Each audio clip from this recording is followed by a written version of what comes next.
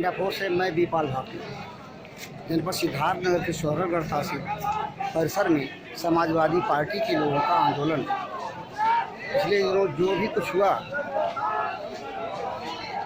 योगी जी की सरकार में, उसके विरोध में बात महंगाई की भी है। उसके साथ साथ कथित रूप से प्रमुखी के चुनाव में जिस तरह से प्रशासन ने शासन के हित के खातिर तांडव किया, बात उसको भी लेकर के आंदोलन समाजवादी पार्टी के लोग कर रहे हैं।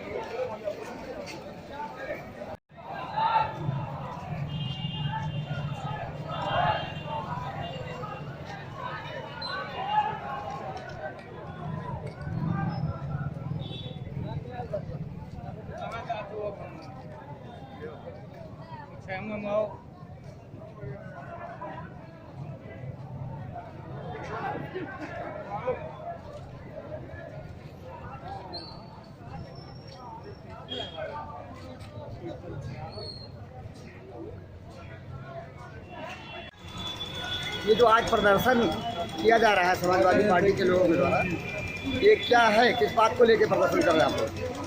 प्रदर्शन का मेन मुद्दा जो है, एक तो ब्लॉक प्रमुख और जिला पंचायत में हो रही सरकार की तानाशाही के खिलाफ, इस चीर हरण के खिलाफ, माननीय माता प्रसाद पांडे के साथ की गई अभद्रता और उनके नामांकन पत्र को खारिज करने के फाड़ने के संबंध में यह जो कार्यक्रम किया जा रहा है, पूरे देश में जो बढ़ रही महंगाई, सरसों के तेल के दाम, डीजल, पेट्रोल, गैस, इसको लेकर के पूरी समाजवादी पार्टी सड़कों पे आंदोलित करने के लिए तैयार है। हम लोग हर गरीब मजलूम की लड़ाई लड़ेंगे। यह सरकार तानाशाही है, इस लोकतांत्रिक व्यवस्था को बदलना चाहती है, उसके खिलाफ शौहरगढ़ की समाजवादी पार्टी की इकाई हम लोग संघर्ष और मेहनत के बदौलत आने वाली 2022 में समाजवादी पार्टी के अध्यक्ष माननीय अखिलेश यादव जी को मुख्यमंत्री बनाना है।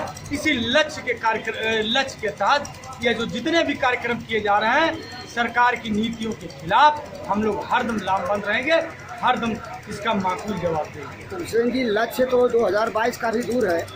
लगता है योगी सरकार सिद्धार्थनगर के सफाइयों पर विशेष रूप से मेहरबान है, उसके लिए क्या करेंगे? लाठी डंडा जो चलवाई सिद्धार्थनगर, चाहे माता प्रसाद पांडे की बात है या और जगह, मीडिया के लोग हैं, आप पूरी अच्छी सी व्यवस्था जान रहे हैं कि माता प्रसाद पांडे पूरे हिंदुस्तान के सबसे बड़े नेता हैं और उनके साथ किस तरीके से यहाँ के बेसिक शिक्षा मंत्री के कुछ गुंडों के द्वारा उनके साथ अपमानित करने का काम किया गया। वो तो दिन दूर नहीं था, वहाँ हम लोग उस दिन सभी के ब्लॉक प्रमुखों का नामांकन था, नहीं तो उस दिन ही रूप हो जाता, आज चाहे पार हो जाता। और ये जान ले योगी सरकार, ये आने वाली चीज़ें इनकी बहुत ही विनाशकारी होंगी, जिस तरीके से चाहे वो डीजल, पेट्रोल, महंगाई। अब समाजवादी तो हरदम संघर्ष का आदी है भाई। आर्या पार की बात कर रहे हैं, यदि सब लोग वहाँ होते सका के लोग, तो आर्या पार क्या है जो सरकार? अरे भाई, जैसे को तैसा अगर आप हमारी जान लोगे तो हम तो जान बचाएंगे ना भैया। हाँ, प्रतीक्षात्मक रूप से आप प्रक्रिया करते हैं। अब उन्होंने एक 80 साल के बुजुर्ग हमारे नेता ने, पूरे हिंदुस्तान के नेता माननीय माता प्रसाद पांडे जी का पर्चा फाड़ दिया। इससे ज़्यादा शर्मसार होने की क्या बात हो सकती है? योगी सरकार बताए। माननीय माता प्रसाद पांडे ने भी अपनी प्रतिक्रिया में मीडिया से कहा था कि लाठी डंडे बहुत देख रहे हैं, हमारा ये एक ही व्यक्ति खड़ा हो जाए तो सारे भाग जाएंगे। इसके पीछे क्या मंशा थी? मंशा कुछ भी नहीं थी। देखिए, मंशा अगर कुछ होती तो स्थितियाँ कुछ और होती। मंशा साफ थी कि हम लोग संवैधानिक तरीके से अपने पर्चा दाखिल कर रहे थे, वहाँ उन लोगों ने पर्चा फाड़ा और उनके ऊपर ईंटों से वार किया, उनके गाड़ी के शीशे टूट गए, उनको मारने की साजिश रची गई, उसे धक्का मुक्की। आपने तो देखा, पूरा वीडियो क्लिप आप देख लीजिए। मतलब समाजवादी डरने वाला नहीं, ये चीज जाने रही है। जो हुआ वो हम गलत सम्मान के लिए जीते और सम्मान के लिए मरते हैं। भाजपा के लोग कहते हैं जी। कि जब सपा सरकार में थी तो वह भी ऐसा ही कर रही थी। अच्छा, आप बता दीजिए, मेरी पत्नी ही ब्लॉक प्रमुखी का चुनाव लड़ी, हम लोगों ने कभी भी अलोकतांत्रिक काम कोई किया ही नहीं। हमारे खिलाफ भी लड़ने वालों का सम्मान किया गया, हम चुनाव जीते भी। हमारी सरकार में कोई पर्चा दाखिल कर रहा, उसको बैठा दिया जाना, मार दिया जाना, चीरहरण। आज तक चीरहरण आपने देखा था किसी महिला के साड़ी के वस्त्र को निवस्त्र कर दिया जाए? आपने देखा कभी हिंदुस्तान में? गोरखपुर में जी जब अखिलेश यादव जी मुख्यमंत्री थे जी तो इतिहास की तरफ मैं ले जा रहा हूँ आपको। जो कुछ योगी शासनकाल में हुआ पर्चा नामांकन के समय, वैसा ही बताते हैं कि उनके समय में भी हुआ था। अब वही आपने योगी नहीं, आपने गोरखपुर में देखा था, अभी वहाँ जो पर्चा दाखिल जिला पंचायत अध्यक्ष जी कर रहे थे, जूते और लात से हमारे प्रत्याशी को मार रहे थे, ये सबने वीडियो देखा है। और आप एक भी वीडियो क्लिप दिखा दिए कि हमारे समाजवादी साथियों ने किसी को भी पीटा हो पिछले जिला पंचायत के चुनाव। मतलब ये जो विरोधी आपके हैं वो दावा करते हैं वो गलत है, ये माना जाए? बिल्कुल दावा गलत है। ये केवल झूठों की ही सरकार है, ये दूसरे पर अपना प्रत्यारोप दूसरे पर मर देते हैं। निवेदा जी, ये बताइए कि आप तो पुरानी समाजवादी कार्यकर्त्री नेत्री रही हैं जी।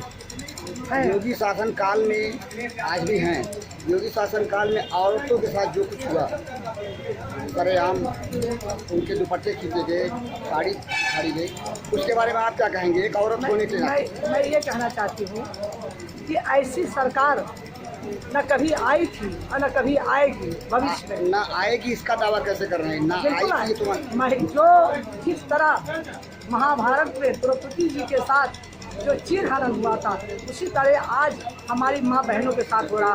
खीरी लखीमपुर की रीतू सिंह का उदाहरण है कि उनकी साड़ी खींच लिया गया था।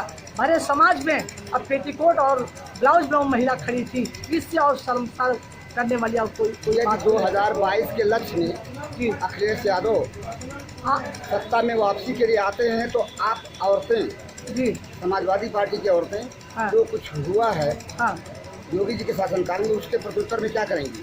हम उसकी लड़ाई लड़ेंगे, उसका विरोध करेंगे, योगी सरकार को उखाड़ फेंक देंगे, महिलाओं को सम्मान देंगे। सत्ता में आने के बाद आप महिलाओं विरोध का करेंगे। सम्मान बढ़ेगा। आज करने की बात कर रही हैं, जब सत्ता में आएंगी तो क्या करेंगी? जिन लोगों ने ऐसा किया है उनके खिलाफ कार्रवाई की जाएगी, उन्हें जेल भेजा जाएगा, छोड़ा नहीं जाएगा।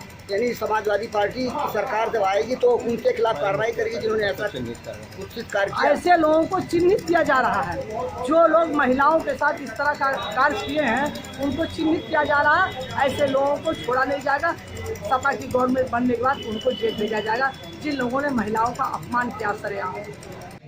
वर्तमान में उत्तर प्रदेश के अंदर से मुद्दे ही मुद्दे हैं, लेकिन प्रमुख रूप से किसानों का, नौजवानों का और पिछले दिनों हुए जो चुनाव है उसको लेकर के राष्ट्रीय अध्यक्ष जी के नेतृत्व पर यह आंदोलन उत्तर प्रदेश के तमाम तहसीलों पर आयोजित, जो समाजवादी पार्टी के नेताओं द्वारा, कार्यकर्ताओं द्वारा और जागरूक समाजवादी विचारधारा की महिलाओं और नौजवानों ने बढ़ चढ़ करके हिस्सा लिया है और सरकार को महामहिम राष्ट्रपति संबोधित एसडीएम के माध्यम से ये ज्ञापन देने का काम किया है कि उत्तर प्रदेश के अंदर पिछले दिनों जो गुंडई के बल पर चुनाव हुए हैं, चाहे वो जिला पंचायत के चुनाव रहे हों, चाहे वो ब्लॉक प्रमुखी के चुनाव रहे, उसमें पूरे प्रदेश के लोगों ने देखा है खुली आंखों से कि उत्तर प्रदेश के अंदर भारतीय जनता पार्टी नहीं चुनाव लड़ रही थी, बल्कि समाजवादियों से एसपी और डीएम और उनका पूरा प्रशासन चुनाव लड़ रहा था।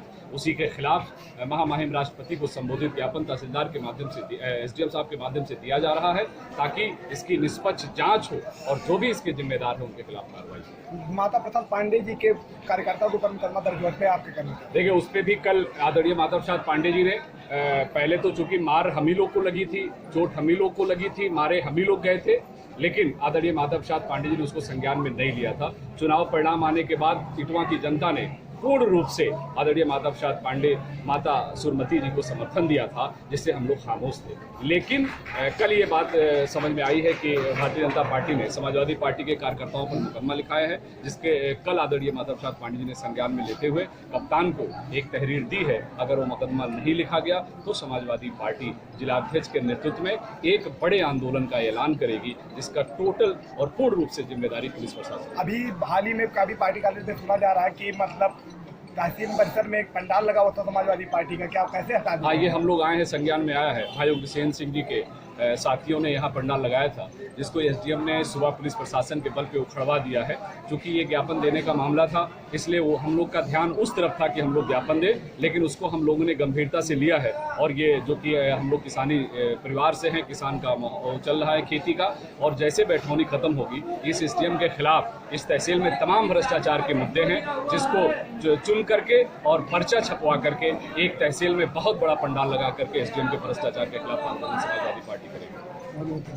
आपने देखा समाजवादी पार्टी के लोगों के द्वारा किए जा रहे आंदोलन,